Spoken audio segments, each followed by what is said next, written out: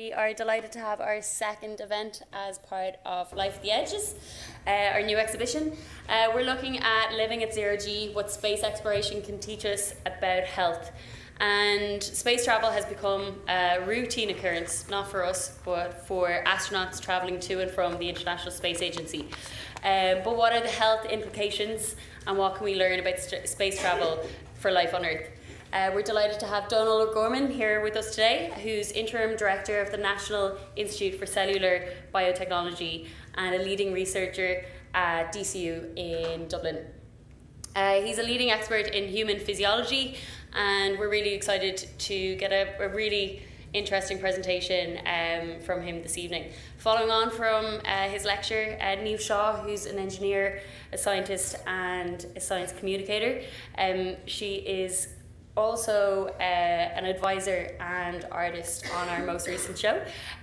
She's going to have a chat with Donal, and she's going to open up to the audience with a couple of questions. So if everyone wants to give Donal a round of applause, and Niamh. Thank you. Thanks very much. Good evening, everybody. It's lovely to see so many people here. I've just spent the last hour on my own talking to Donal, and all I'll tell you is you're in for a really great treat. So you're going to speak for a few minutes, and then I will get a chance to ask some questions. And really what we'd love, we both said it, we'd love to actually have you ask as many questions as possible, so we'll get to that as quickly as we can. But firstly, let me just give you a little piece from Donal's biography. He's from the Department of Health and Human Performance, and as Niamh already said, he's Interim Director at the National Institute for Cellular Biotechnology, which is a leading research institute located on the DCU campus in Dublin. He also leads the 3U Diabetes Partnership, which is an initiative integrating the research expertise of DCU, the Royal College of Surgeons in Ireland, and Maynooth University. In addition, he's Deputy Director of the National Institute for Cellular Biotechnology at DCU. His research focuses on metabolic physiology, in particular the regulation of insulin sensitivity and energy expenditure, as well as the cellular regulation of gene expression and mitochondrial function.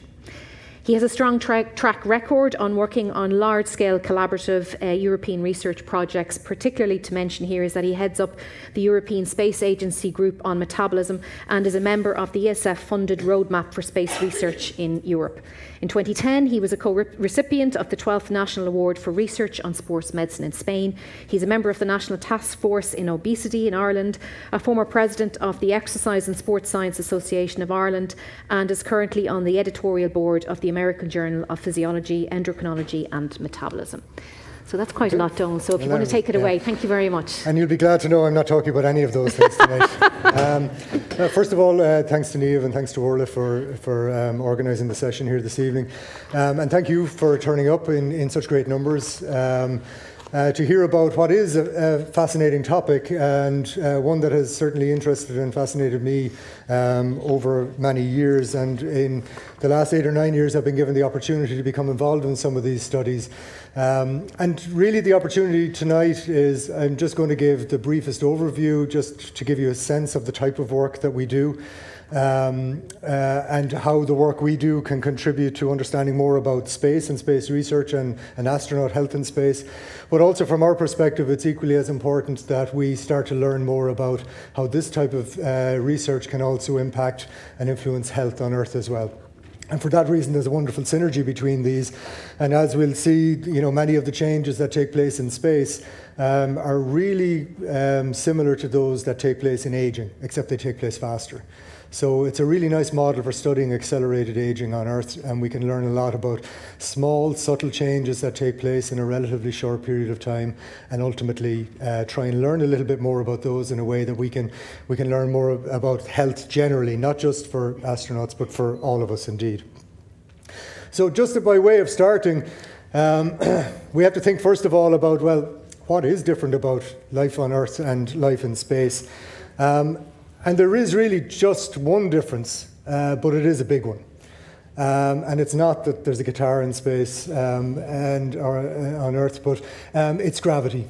And gravity is the one force that is exerted on us that we cannot change other than leaving the Earth.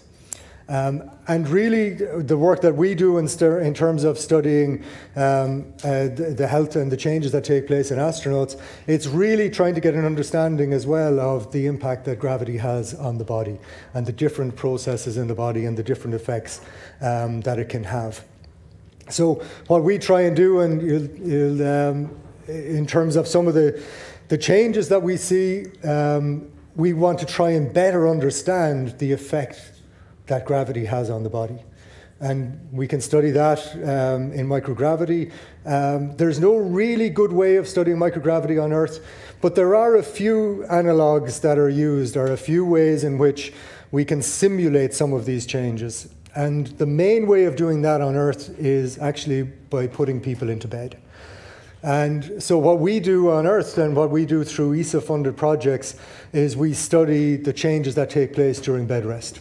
And the information that I'm going to talk to you about this evening really encapsulates those bed rest studies. A little bit about some information on space, but mainly around the bed rest studies themselves.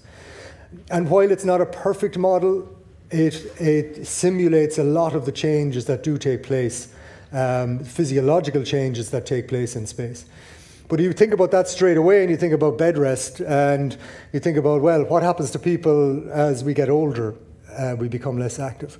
What happens to people when they're in hospital or in nursing homes? They're normally much more confined either to bed or to chairs. In other words, become far less active. So in many ways, what we're also studying within these experiments is the impact of physical inactivity on our physiology and on the subsequent either risk or development for disease or how that contributes to an accelerated form of aging. So gravity and physical inactivity have quite similar consequences. So for that reason, studying a bed rest environment, while not a perfect simulation for space, is certainly also very relevant. This is maybe a little bit more difficult to see, but it's a quotation from Chris Hadfield after he came back from space, and you'll see this is shortly after they're taken from the capsule that returns them to Earth. And you'll see the quote is that my blood vessels have hardened, my cardiovascular system has changed, how my body regulates blood pressure, all those things have changed rapidly, and now they're readapting. So we have researchers here looking at how does the body actually control those things. So to a certain extent, that's the research that my group is involved in, that other groups around Europe and indeed around the world are also involved in trying to do, to try and better understand how these changes take place. Largely, can we minimize those changes from taking place? I'm not saying prevent, but can we minimize those changes from taking place? And can we also assist in the readaptation once astronauts return to Earth? But you'll see just from a visual perspective, you take 3 astronauts who have been functioning quite well in a microgravity environment and you bring them back to Earth and they look pretty shaken and they're quite fragile. And they can adapt pretty quickly again, but it does take a little bit of time. So the work I'm more involved in then is trying to understand these physiological processes. But the body is regulated by lots of physiological processes, so I can't study all of them, but I'm part of a larger network of researchers that study a whole series of different physiological changes that take place in the body. As Niamh said at the start, my interest is in metabolism.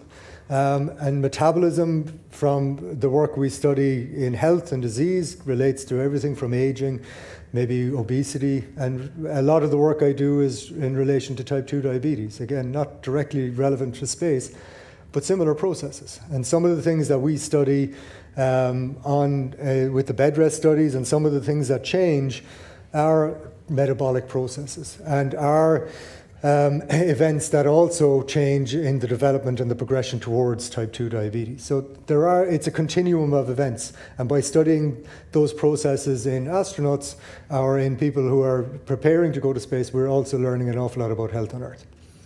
So you'll see from that, even though that it might be a little bit more difficult from the back, but everything from the nervous system to the cardiovascular system, our fitness levels, our muscles in terms of the change in the size of the muscles, the change in their function and their strength, the bone mineral density and how that changes, even things related to immunology, wound healing, how the body adapts to that in space and indeed on return to Earth as well.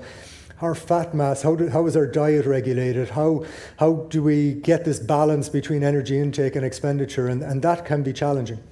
But that's the areas that I'm most interested in. So there are people who are experts in bone and bone mineral density, and they study that. And there are people who are interested in the cardiovascular system, and that's hugely important, and they study that. But my own particular area of interest is in how the body regulates metabolism and how that changes in space. And the reason I believe that to be so important is that basically every single process that takes place in the body is regulated by metabolism. Every single thing requires energy.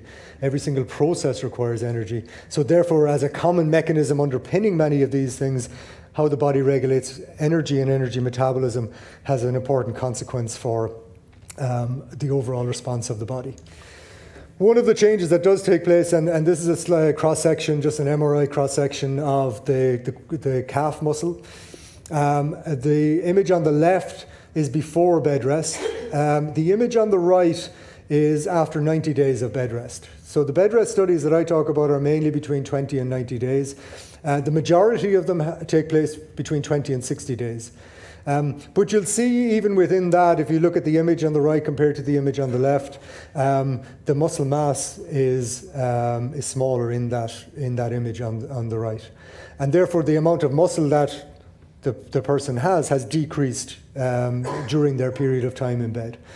And that's also as a consequence of inactivity, because that happens as we get older. It's also a consequence of the fact that people aren't moving to the same extent, but that also happens with astronauts in space because they don't have the same physical exertion, so therefore they don't require the same muscle mass. And our bed rest studies would suggest that up to 20 days, the participants in bed lose about 10% of their muscle mass. So about 1% every 2 days is lost. Obviously that levels out after a period of time, but that's quite a significant change that takes place in a short period of time, and it's something we have to understand in more detail. We also then have to find slightly different ways of trying to figure out how the body will adapt and change. And it's not possible to do very detailed experiments on astronauts in space. They have their own body of work, and certainly there are experiments performed on them, and they volunteer also to participate in those. And I've recently been appointed to the ESA Medical Board that oversees all of the experiments and the selection process that is involved in selecting astronauts for the program and also for space flight. So a lot of consideration has to go into that. But we also need different models as well. And one of the ways in which that was done is that sometimes animals are flown in space. And as a way of doing that, we can maybe learn a little bit about the impact that microgravity can have in a way that we can't fully investigate necessarily on the astronauts themselves. So I was lucky enough to be part of a study that was published just last year where mice were flown in space for 30 days. And when they returned back to Earth, we were able to study their muscles. And by conducting an analysis of all the proteins in their muscles, we were able to identify, well, what are the types of things that change in those muscles by looking at all the proteins. And of course, some of the main ones that were coming up were all related to metabolism. So amino acid metabolism changes, fat metabolism changes, carbohydrate, the mitochondria, which is the powerhouse of the cell, the part of the cell that makes energy, those proteins were all decreased. So a large part of the changes that were occurring, certainly in the muscle, were related to changes in metabolism. And indeed, our own work on the bed rest studies would support those findings as well. So trying to offset some of the metabolic changes that take place, is going to be very important in terms of trying to reduce the rate of decrease in some of these parameters for astronauts, especially for some of the more prolonged missions and some of the upcoming adaptation to maybe developing a moon base and ultimately serving a trip to Mars as well. So what do we do then? I mentioned the Bedrest studies. This is a Bedrest study. We literally, participants get recruited to lie in bed. This particular study was a study that was conducted in Toulouse, and the participants were lying in bed for 20 days. We have also conducted ones in Toulouse and in Cologne for 60-day bed rest studies. There's a few things I suppose you'll notice about it. First of all, the person is lying down and has to remain lying down at all times, day, night. They have to lie in that position when they're eating, when they're going to the bathroom, when they wash. You'll see just in front of them there's a stand. They can read, they can look at their computers, they can watch movies, but they have to stay in that position at all times. The second thing I suppose that's noticeable about it is that the bed is also tilted. So they spend that time at 6 degrees head down tilt. So their feet are about 6 degrees above their head. And that's specifically to try and simulate some of the changes that take place in the cardiovascular system in microgravity, where you get a greater accumulation of blood flow towards the head, and you get a shift away of blood flow from the periphery in that case. So we have to be able to simulate these changes. We can't do it perfectly because we can't simulate zero gravity, but this mimics some of the physiological adaptations that do take place. So that's one of the key things, I suppose, that this is a strict bed rest performance. They do not get up or sit up even for any reason during that period of time. We also do look, though, at ways in which we can mitigate these changes. So I've talked a little bit about muscle mass decreases, bone mineral density decreases. We get changes in the way their metabolism works. Their resting energy expenditure decreases. And that decreases almost linearly, a pretty straight decrease. But what we've also seen is that linear decrease is quite highly correlated with the loss of muscle mass. So one of the countermeasures, and that's ways of trying to offset these changes, one of the countermeasures that exist is exercise. And indeed, a lot of the emphasis over the last 40 years of life in space has involved a significant amount of exercise, because the fitness levels of astronauts drops, their aerobic capacity drops, their muscle strength decreases. So exercise has always been an important part of the countermeasure process that takes place. But we have to be a little bit more innovative, because just getting someone to run on a treadmill in space isn't sufficient necessarily to offset all these changes. And what the European Space Agency has been doing, which is also quite innovative, is trying to look at different models of exercise. And so sometimes, and in this particular case, this particular piece of exercise equipment is specifically designed for the bed rest studies. So that piece of equipment is also at 6 degree head down tilt. And the participant in this case, will be rolled up to that piece of equipment. They'll just be transferred onto it. So it's effectively still the exact same scenario. And this particular study, which was the one in Toulouse, is looking at a combination of resistance exercise and vibration exercise. So you'll see that even though the legs are fully extended there, that's just like a leg press that you might see in a gym, but it's a specially adapted one. At the end of that, where the participant has his feet, there's a vibration platform. And that platform vibrates. So while the participant is pushing the weight, the feet are also vibrating. And this has evolved over about 10 years of experimentation, whereby vibration exercise became thought to be useful for bone density. Resistance exercise has always been thought to be useful for muscle mass. But if you looked at vibration exercise on its own, it didn't have a huge effect. So the idea was, well, put the two of them together and see what happens. And from that point of view, then, we were able to see with some of these things that we can offset some of these changes from taking place, or certainly minimize them. So we study how sensitive the body is to insulin, for example, and that's an important regulator of metabolism. And we can see that if you do 5 of these sessions over 20 days, you can largely preserve insulin sensitivity. You can have pretty positive outcomes on bone mineral density. you can have pretty good overall effects on metabolism, but it's not sufficient to prevent the loss of muscle mass. And that's not a fault of this. No intervention that has been designed can offset the loss in muscle mass as yet. So there are challenges there. But each time we run one of these experiments, we learn a little bit more about what's working. In this experiment, there was also a whey protein arm. And whey protein is, again, thought to be linked to muscle metabolism and muscle mass. Athletes take it. So the idea, well, if we give this to astronauts, will it be beneficial? But a previous experiment that had just used whey protein alone found that actually there was a greater loss in muscle mass. And so this was a little bit counterintuitive, and part of the thinking was that, well, maybe this is because whey protein is actually quite acidic, and maybe it's actually leading to an acceleration in the bone mineral the bone demineralization.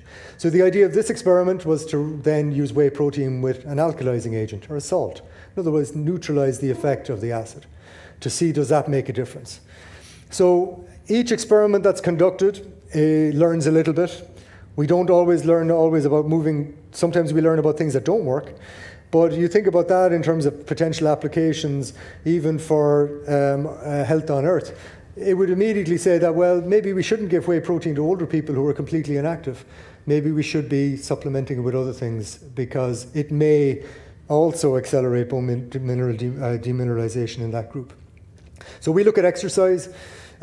We study a lot of what happens in the muscle, but we also have to study what happens in terms of their diet. And one of the challenges with this is to try and keep people in energy balance. So what ESA do, which is really, really nice and different to what NASA do, so what earlier Bedrest studies did is that they kept people with the same body weight. So let's try and preserve body weight. But of course, that's a nice idea to try and do. In other words, we'll stop them putting on weight. But what was observed within that is that, yes, you can stop people putting on weight, but irrespective of what happens, we're going to lose muscle mass. So if people are putting on body weight or maintaining body weight and losing muscle mass, of course, what happens is fat mass is increasing. And if you increase fat mass, you trigger a whole other series of negative things that you also want to avoid. So what ESA does is we clamp fat mass. In other words, we keep them in energy balance. As their energy expenditure decreases, we decrease their food intake. And we carefully monitor them so that they don't increase the amount of total body fat over the course of the Bedrest studies. So we can eliminate that as a contributing factor to the other changes that take place. And that's a really nice aspect of it. And this is just an example of some of the food they have. It's not necessarily the most appetizing.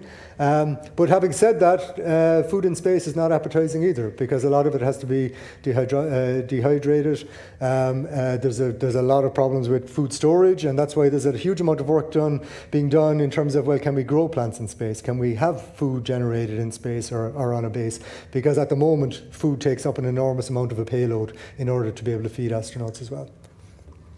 We monitor these individuals carefully. This is just in terms of monitoring with ECG levels. We also monitored their body fats every couple of days. So the image on the left there is just measuring body composition. The image on the right is measuring their resting metabolic rate. And based on the two of those, making sure that their resting metabolic rate is most likely going down, their body fat levels we want to keep standard. We can also then adjust the food intake based on that. And the composition of that food is also very carefully determined. So these are very, very carefully designed studies and very well controlled studies. As I mentioned, our interest is largely in the muscle. So we take muscle biopsies from usually the legs before and after these experiments. And what we have been doing for the first time, the first experiment we wanted to look in particular at how the energy regulation within energy production within the muscle is regulated. So we studied the function of the mitochondria, which is a small little organelle within the muscle that leads to, and indeed in all cells, which leads to the production of energy that the cells need and require. And we were investigating how those mitochondria and the function of those mitochondria change during the period of time in bed. And what we really see is that they maintain their integrity, but the amount of the mitochondria decreases quite a lot. But that's largely an adaptation to physical inactivity. Again, so we have this strong link between inactivity and what takes place. But that also is effectively what is taking place in space. Even though astronauts are not immobile, they move around all the time. But the force that gravity exerts every time we impact the ground requires a greater amount of energy than movement in a microgravity environment as well. So, just coming towards the end just of the presentation part, we also have to question, well, why are we doing this? And a large part of the experimentation that has been conducted over the last 10 or 15 years has been based on the International Space Station, but that program is coming to an end. And so therefore, most people are probably aware of talk that has happened around Mars and the concept of going to a different planet and the potential implications that has in terms of the health of the astronauts. But there's a bit to go before that happens. But the next step that is taking place and where active plans are being made for is to develop a base on the moon, where we can have more prolonged stay out of Earth, but not necessarily just in a microgravity. And there is still a gravitational force on the moon, but not obviously as great as it is on Earth. And by having a base, maybe providing a greater opportunity to get used to seeing how humans adapt maybe in that environment, maybe allowing for more prolonged stays in that environment. But even that will pose a lot of interesting challenges from the human physiology perspective. The environment is going to be different. The atmospheric environment is going to be similar to what's up at the top of a mountain, not at sea level. It'll be a hypoxic environment. And there will be other challenges that will have to be faced, and those have to be overcome. And ultimately, we're then looking at maybe and possibly a trip to Mars and what that will entail, and how we will get someone there safely and back safely over that period of time. And of course, secondly, why are we doing this? Well, we're doing this so that we can also learn about health on Earth. And whether that be, the astronauts returning to Earth, or indeed human health related to aging, related to chronic diseases such as diabetes, we learn an enormous amount by being able to, and having the opportunity to be able to study participants in a Bedrest environment that can also tell us an awful lot about that. And lastly, just by way of thanks, my participation in the Bedrest studies is only allowed because Ireland contributes through Enterprise Ireland to the PRODEX programme. For the European Space Agency, you have to be a member of the individual programmes. So without that membership, researchers such as myself would not be eligible to even be part of these studies. But it has provided us with an enormous opportunity, and that we can contribute and use our skills which have been developed and which are actively contributing to the studies that are being conducted in Europe. And just some of the teams that we work with, mainly in France and in Germany, that have kind of contributed to this work. The other thing to bear in mind with these studies is that they're large-scale collaborative, big team projects. And that is also very rewarding because you learn so much about what other scientists are doing and the skill sets they have. So that's just by way of a general background, but I hope that we can spend the remainder of our time maybe discussing and hopefully answering any questions that you may have. So thank you very much. Thank you. Thank you very much, Don. Do you want to take a seat here beside me?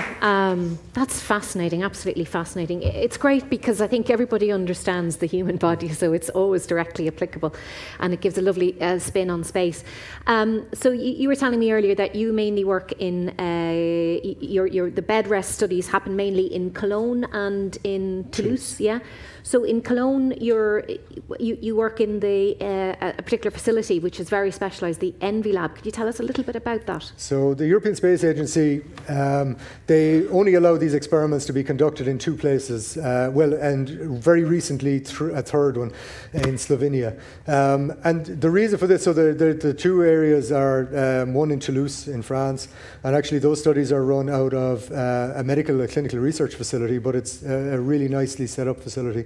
And the DLR facility in Germany, in Cologne, is a specially designed one that's on the German Space Research Campus. And this is a very specialized facility as well. And both facilities have microcentrifuges. So sometimes you may have seen, pictures maybe even in movies of a centrifuge that someone sits into and they get rotated around at high speed. Both have those, but basically they look, other than that, like kind of a clinical type of environment. The one in Cologne is a very new facility. It's a very, very high-tech facility. The one in Toulouse it looks much more like a clinical environment, but they both serve the same purpose. But there's interesting things even within that, because the one in Toulouse has 2 people per room. So these are things that you may not think about. The one in Cologne is 1 person per room. So there are opportunities to study human interaction, because that's an important part of any type of space travel. So there's a high degree of psychological profiling for any person that volunteers for these studies. But in Toulouse, you also have to match them so that they're compatible, because they may have to share the same room. And remember what I talked about, everything from lying down, eating, going to the bathroom, all of these factors all have to be done lying down. So they have to make sure that they're compatible. In Cologne, they don't have to worry about compatibility, but they do have to worry a bit about isolation, because you have someone that's in. So there have to be social interaction. So sometimes they literally just wheel everyone out of their rooms into a common area, and you have 10 people lying in a bed, lying down, talking to each other, but to allow for that kind of social interaction as well. So it really allows a very, very interesting way of trying to study human physiology. And how are they recruited? How do you find them? Well, the centres themselves recruit. So in Germany, in Cologne, the German agency recruit normally locally. In France, it's the same. They'll recruit locally, but the screening process is very, very carefully. Very, very, very carefully scrutinized, not just from a physical perspective, but a whole remit. These are very, very demanding studies. So for a 60-day bed rest study, you're effectively living in that lab for 3 months, because you live in there for 2 weeks before and for 2 weeks after. So and there are, because they're also very expensive and experiments to run. ESA rightly wants to try and get as much of a return on that as possible. So they fund the study, but then they ask researchers around Europe to pitch ideas. So, pitch your ideas about experiments that you would want to run on this particular bed rest study. So you'll get everyone from cardiovascular researchers, metabolic researchers, bone researchers, brain researchers, all pitching ideas. So there are a lot of different experiments being conducted on these participants at any one time. So they have to be also able for those as well. And you'll have seen that some of our experiments involve taking tissue. Some of the more recent ones we've had in Toulouse involve infusion procedures over a very, very long day. Others look at the cardiovascular system and proprioception, and involves tests that really kind of can mess with your proprioceptive system. So they're demanding. So you have to have people that are able and capable of withstanding that. Yeah. And why the tilt at 6 degrees? Like, why not, is it 6 degrees you said? It's 6 degrees head down. Yeah, why not 9 or 5 or? It's, again, just with experimentation over the years, that angle was deemed to best reflect the changes in the vascular system, especially fluid shifts that take place. So, but for example, there will be upcoming bed rest studies over the next number of years, which are designed to simulate the effect on the moon or on Mars. And those will be head-up tilt bed rest studies, because they require slightly different processes. So the fluid shift is not going to be exactly the same. There is some gravity on both of those. So it just depends to try and replicate the changes that take place as much as possible. And how did you get involved? Because I don't think there's many people in Ireland working in the field that you have gone so I got involved initially in 2009. And it was mainly, there are, ESA may send out what they call announcements of opportunities every time before a bed rest study. And those announcements really ask for researchers to present ideas that they think are worth investigating. So I applied for one of those. I just went along on my own. I didn't know anyone else there. But just through that 2-day process, where you have researchers who maybe have been doing space research all their lives. You learn quite a lot about the different types of works that are going on. And really, a lot of it, like everything in life, it's about networking. You have to get out and talk to people. You have to share ideas. You have to try and engage with people. And you eventually find people that have similar interests or complementary interests. And we started talking about types of projects that would be worthwhile doing. And then when it came to pitching ideas for these experiments, we were able to go in as a consortium in order to be able to do that.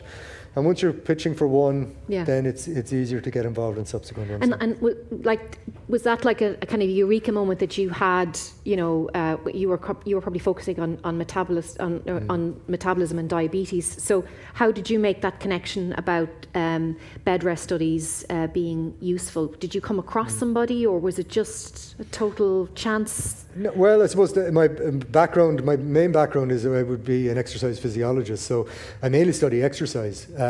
But if you look at what happens in space or with aging, a lot of the changes that take place have an underpinning element of physical inactivity. So that's something that we'd always be cognizant of and aware of and studying in any event.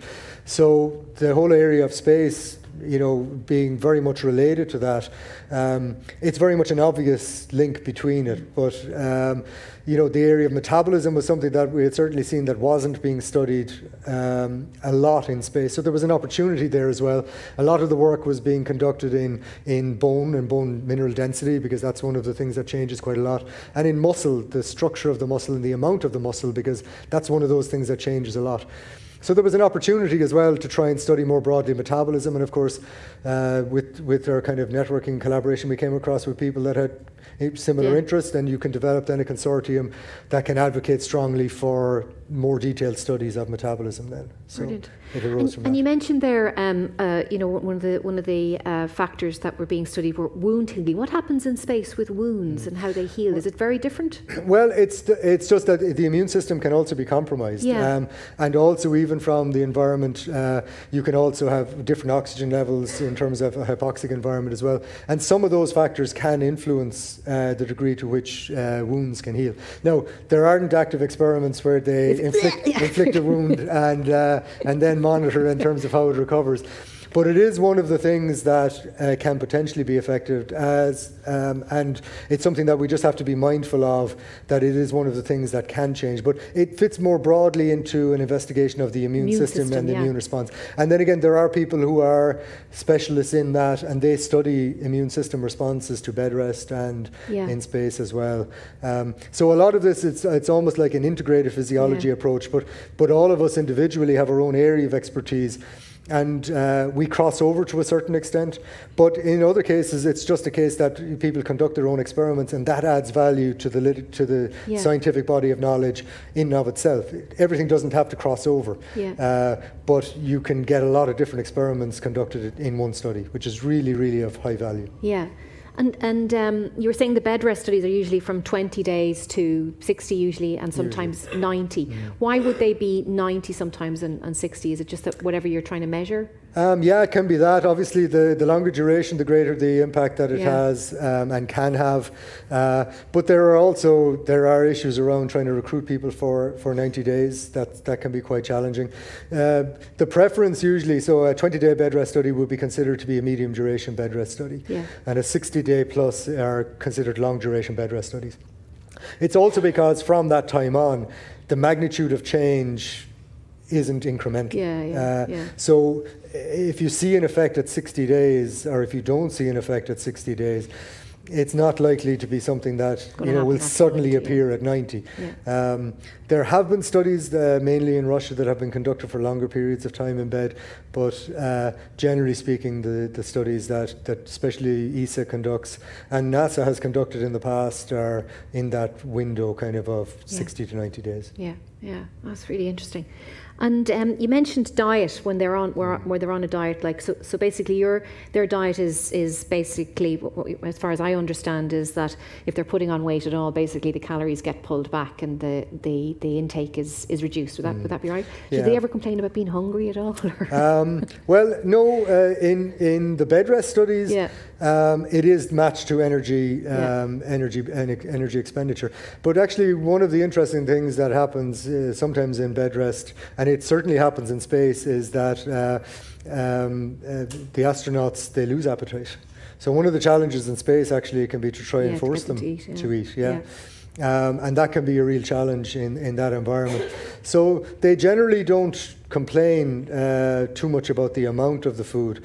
The composition of it is maybe always... That was my next question. What kind of food is it? Well, for the Bedrest studies, it's designed as much as possible to be, everyday types of food, as much as possible. But depending on the energy balance, the composition of the food is generally what would be reflected as a healthy diet. So they do try and make it, obviously, the diet oftentimes suits the country as well. In other words, like there's, that it's palatable foods that they're relatively used to eating. Because if you change things dramatically, that itself acts as an intervention. So is it the diet that you're giving them, or is it just the bed rest? So we have to try and control things as much as possible. But sometimes it can be a challenge that the odd participant every now and again might struggle with that. But it's all right. I think we better start asking questions, because I'm just going to hog you for the whole hour otherwise. Does anyone have any questions for Donal? We have a microphone up here at the front. Just put your hand up if you do. There's somebody over there on my left. I might stand up if you don't mind, just so I can see people. You can shout if you want. I just wondered, with the participants, with the participants, is there follow-up done with them in terms of the longer-term impacts for assisted Bedrest? So generally speaking, what happens is that when they complete the Bedrest studies, they normally live in the lab for, depending on the duration of the Bedrest study, a week or 2 weeks after that. During that period of time, they do also, even though there's experiments sometimes going on, they go through a rehab program as well as part of that. And they do prescribe rehab to them after that. One of the gaps that has been identified is actually in this research is actually monitoring the rate of rehabilitation afterwards. And it's only in some of the more recent studies now that has become a much, much bigger part of them. Normally it's a case of, well, let's study what happens with bed rest, because that's of relevance to the astronauts. And once they get out of bed, they're fine. We'll just get them back exercising again. So that's becoming a much greater area of interest. But having said that, the recovery rate, from what we know, it happens very, very quickly. So the changes that we talk about, yes, their fitness levels decrease, their muscle strength decreases, their muscle mass decreases, but it's returned very quickly. And it's not to pathophysiological levels, it's just maybe to less fit levels. They would still be considered healthy individuals, but it's small, subtle changes that are taking place. So normally within a couple of weeks, you can reverse a lot of these changes. Sometimes just a little bit, it takes a little bit longer for those to take place. But looking at that recovery phase right out to 180 to 300 days is part of the Bedrest study that was just conducted in Toulouse to try and get a sense of that. But we've also conducted what are called crossover designs, where you get the same people back for 2 or 3 Bedrest campaigns for 20-day duration. And you allow a window of 4 months between those different campaigns, and they're more than recovered, certainly in that time frame. And we know from other work that they recover a lot quicker than that. And in fact, most of the training adaptations that we're talking about, if you were to get an unfit person and to train them for 6 to 12 weeks, you're talking about the same type of adaptation. So it is quickly reversible. There's nothing detrimental about it. Any other questions? Yep.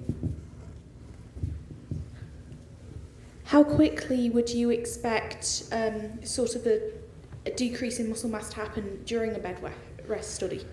Okay, so the decrease in muscle mass happens pretty quickly. It's one of the most pronounced things that does take place. And it certainly is evident at least 10 days. You have quite a significant decrease. 20 days would still be considered a relatively short period of time, and we know that the average at about 20 days is about a 10% decrease.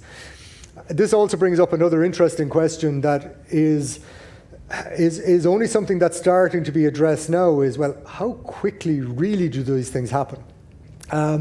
And one of the things that's always been thought that, well, these changes take place over a period of time. The longer it takes place, the longer the time, the greater the change. But there's questions are now being asked about, well, maybe these changes happen really quickly, and maybe they level out after a period of time. So in other words, maybe, and we know from maybe the sensitivity to insulin point of view, if you get people to become less active for 3 days, they become less sensitive to insulin. Wow. So maybe the changes that are taking place for insulin sensitivity could potentially take place in the first 3 to 5 days. And what we measure at 20 days mightn't be a linear decrease, it might be like that, and it might just have leveled out really quickly. So the changes certainly take place in less than 10 days, but it's not like it's, day 2, it's 1% gone, day 4, it's 2% gone. But if you look at it over a period of 20 days, it's roughly about 10% decreases. Yeah, so it's quite quick. And this is also what we see in terms of what you would call the plasticity of it. In other words, things can change quite quickly. And this is what we see about metabolism as well. It will decrease quite quickly, but it can also be reversed quite quickly. And that's the important thing about it as well. These systems can adapt quickly if we monitor them carefully, yeah. There was a question over here. Yeah, Sorry, jump in there. Just so we are live streaming. Oh, yeah. Hi, yeah, just a couple of questions kind of unrelated. The first would be around, has anybody looked at like electromuscular stimulation, something like a TENS machine to help mitigate muscle mass loss? And then the second question is, what's your take on sort of popular sci-fi depictions of human physiology? Like, for example, in The Expanse, one of the latest ones, if you watched that or not.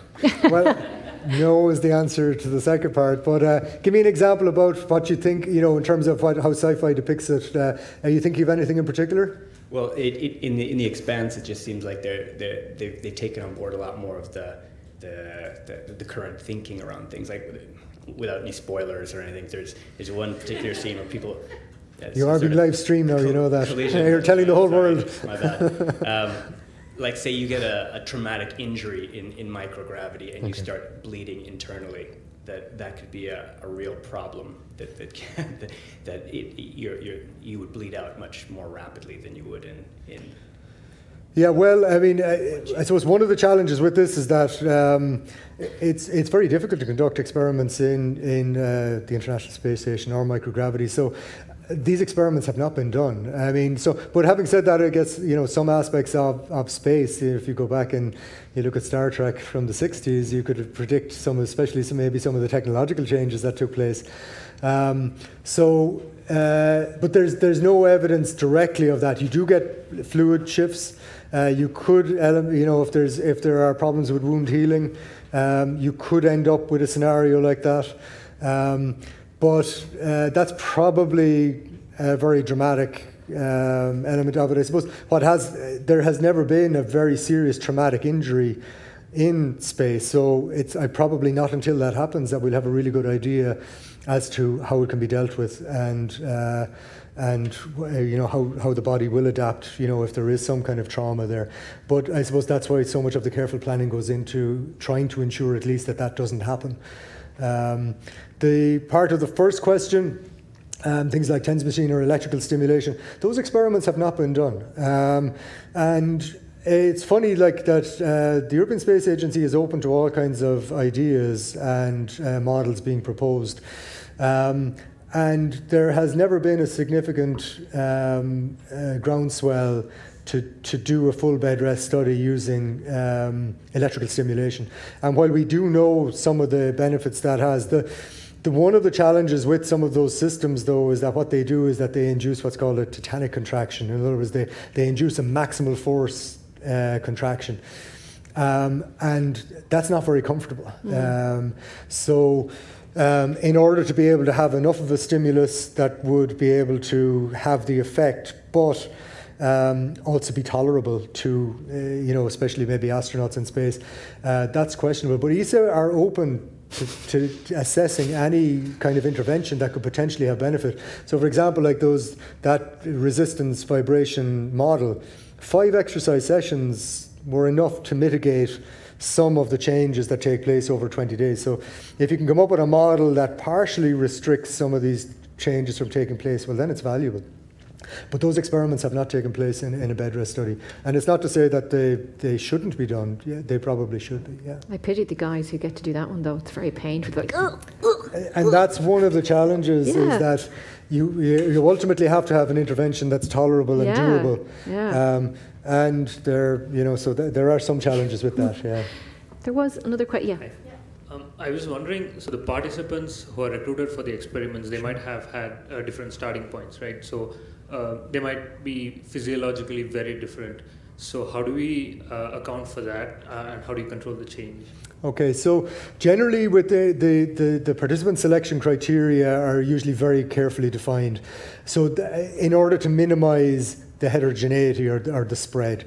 So normally there are pretty defined criteria in terms of fitness levels, weight, age, so that they are generally relatively similar. But of course you have biological variation, and that's why you need to do lots of people with these kinds of studies. And you would like to do a lot more, but generally the studies have a limit of about 12. And that's largely due to the capacity of the facilities to be able to cater for it. But also there's a very pragmatic reason, and that's cost. And these experiments are enormously expensive to run. They cost millions of euro. And they're enormously time consuming. So there are some pragmatic elements as well. But the criteria usually is that they should be healthy, relatively fit, but not too fit. They shouldn't be, they're generally not overweight, they're generally lean. They're probably a bit younger than what astronauts are in reality. But the fitness capacity of an astronaut is not extraordinarily high, in terms of aerobic capacity. So for that reason, they're not designed to be, very, very fit individuals. Question over here, and that lady there, and this person. Okay, cool, 4. Okay. Hi. You mentioned earlier on about adding salts to whey protein, so I'd just be interested in that. But also, are all the participants in the sleep studies men, and is there a big difference with women? Yeah, so, and just with regard to the whey and the salt, any particular question there? You mentioned adding salts to the whey to see if it was more effective, but you didn't say if it was or not. Yeah, actually that arm though of the study is the one that has yet to be analysed. So we're not 100% sure on all of the changes that have taken place there. And it's really the main influence of the impact of the salts with the whey is on bone. In order to determine, well, can you slow down the rate of bone demineralization with the addition of the salt, and that work hasn't been published yet. There was a German group investigating that as part of that study, but it just hasn't been published as yet. You bring up a really important question about sex and these studies. The vast majority of these studies are conducted in men. There was the last all-female study conducted by the European Space Agency was in 2005. And there is a need for more studies on women, for sure. There are some similarities, but we know, for example, metabolism of men and women is quite different. And the adaptive response can be quite different, and certainly sometimes in terms of the way fuel can be used by the body can be different. But those very detailed type of metabolic studies haven't been conducted because really that level of investigation has only really kind of come on in the last 10 years. So there is a need for an awful lot more studies in women. But you would say that generally about physiological biomedical research. There's an overwhelming need for more studies in women. Most studies are conducted in men, and there's this belief that just transfers to women, and that certainly isn't the case. Yeah, so we need generally more studies. And for ESA, is it because there's less female astronauts, do you think, or is it just like they're just following the same routine of other metabolic studies? I think generally there are probably a few factors that go into it. One is that one of the challenges of studying women in a bed rest environment is the menstrual cycle introduces an enormous amount of variability. So if you have a 20-day bed rest study, for example, or even a 60-day bed rest study, depending on the menstrual cycle, the impact that you have at the end could be relevant to, we'll say, hormonal changes at a particular point in the cycle. So they have to be, the experiments have to be controlled differently for that. But having said that, that's not an excuse for not doing them. No, it's actually probably more of a reason. Yeah, and in actual fact, I would also be firmly of the belief that we have probably an awful lot more to learn about physiology if we conduct more studies in women. So yeah, there is a need for those. Can I ask, what about the mental health of the participants during the study, mental health? Yeah, so they're very carefully screened in advance to ensure that they have the psychological profile that should allow them to get through that type of campaign. So they're very carefully profiled. So they would be profiled by psychologists in advance. They would also meet regularly with psychologists during the bed rest campaign as well. And should a participant, exhibit signs maybe of distress or maybe of unease, they try and put in place a process that will try and alleviate that as much as possible. So it is, it's something that's, again, like with all human studies, what you try and do at the start is you try and screen the participants as carefully as you can so that they're able to undertake the study. But should an event arise, then some type of action is taken, and that depends on the issue that has arisen. In rare cases, the majority of people who start a bed rest study finish it. The majority do. But in some cases, participants will drop out. And in that case, it may well be for such a reason that they just no longer can kind of adhere to the protocol or what they're being asked to do. And that can sometimes be to do just with their psychological ability to be able to handle it. And they are looked after afterwards as well in terms of the follow-up to that. But it is a really important part. We study their physiology mainly, but there's a whole psychology to this as well. I think we've time for 2 more questions. Were you going to ask this gentleman here? Yeah. And then down the back there, on the second last row. Yeah. I'm interested in knowing what efforts or how these findings are shared with the medical communities or places where they have advanced age care, or for places where people are in bed or bed-bound for longer terms, basically. Okay, so I suppose in terms of sharing, like all scientific findings, they're normally published in journals.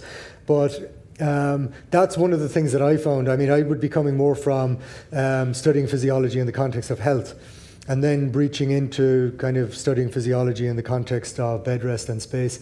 And one of the things that was really striking to me right from the very beginning is that there's no overlap between these. The space researchers don't know any of the health-based researchers, and vice versa. So there's very little overlap, and that's one of the things that I've been trying to do over the last number of years is to bring, because the space researchers, the space physiology researchers have fantastic knowledge, that has huge implication for human health and disease risk, and to try and get those more involved in some of the health-based projects.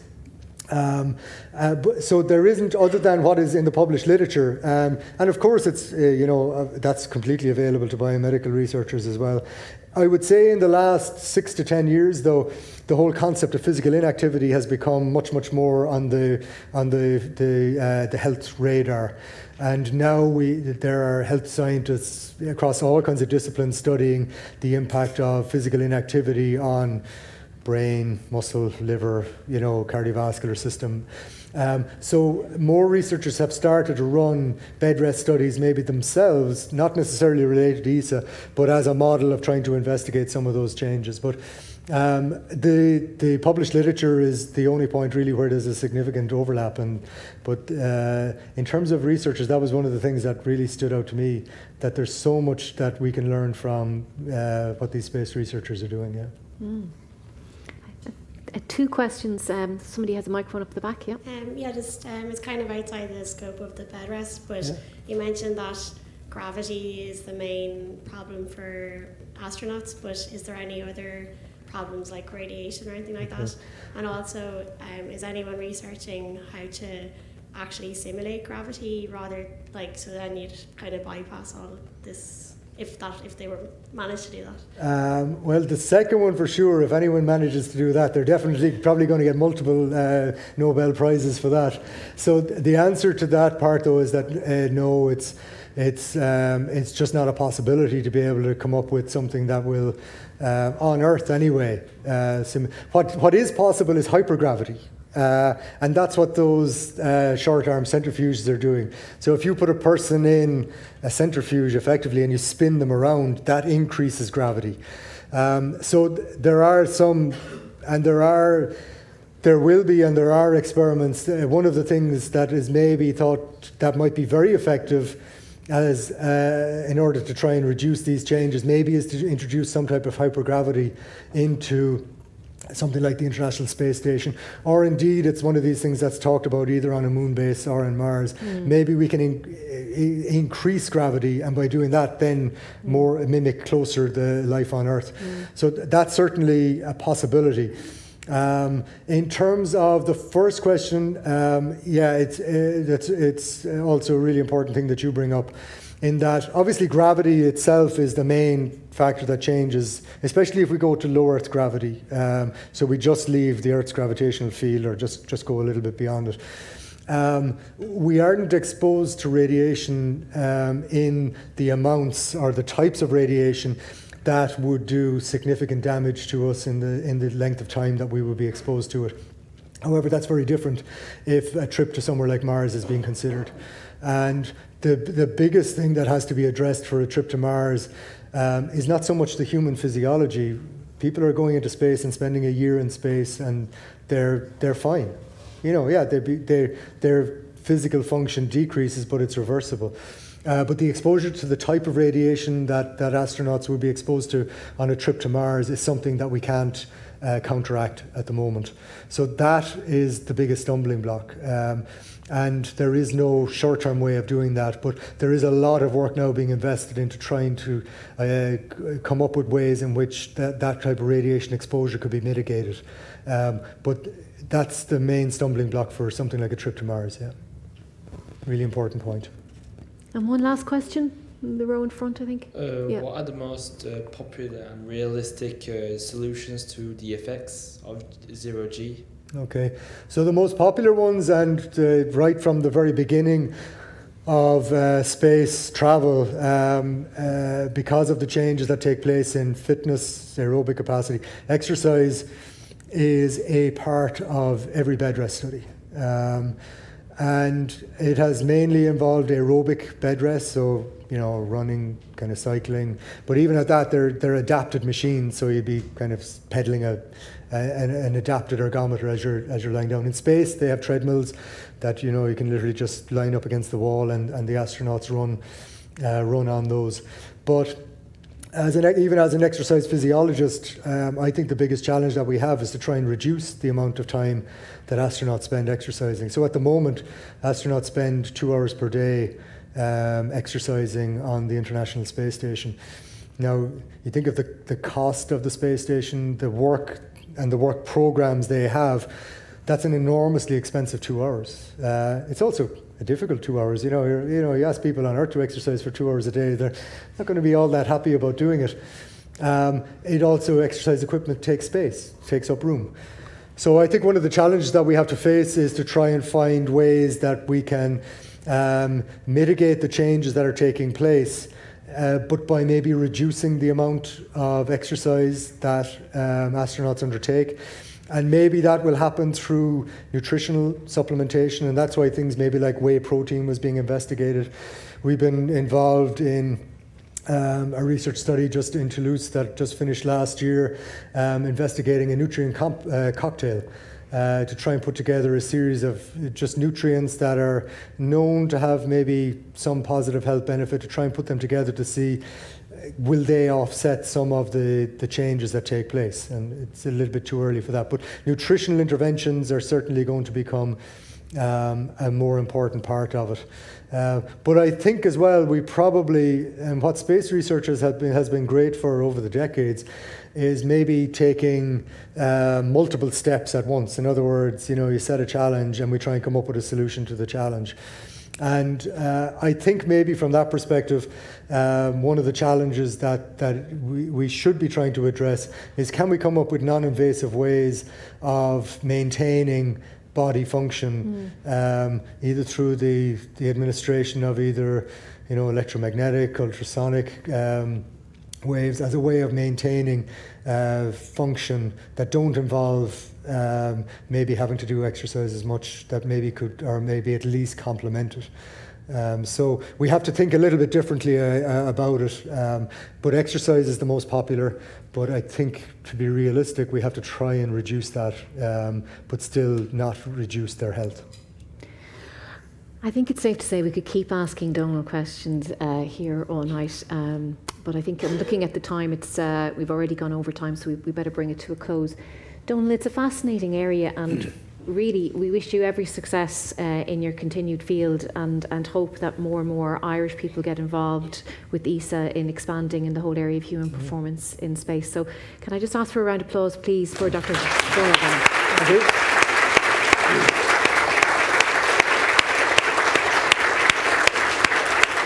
And that's it.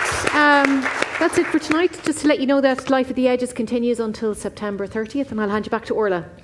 Yeah, and I'd just love to thank Niamh for joining us this evening. She's a wonderful host and also a fount of knowledge, and she will be taking part in a number of events over the next couple of weeks. Yep. I know this was a very full-on, information-led talk, and I think loads of people were taking notes. It was live streamed, and if you go onto our Facebook page, you can rewatch it if you want to get a little bit more information. And I'd love to just give massive thanks to Niamh and Donal again. Thank you very much. You're very welcome. Brilliant. Thank you. All right. No, yeah.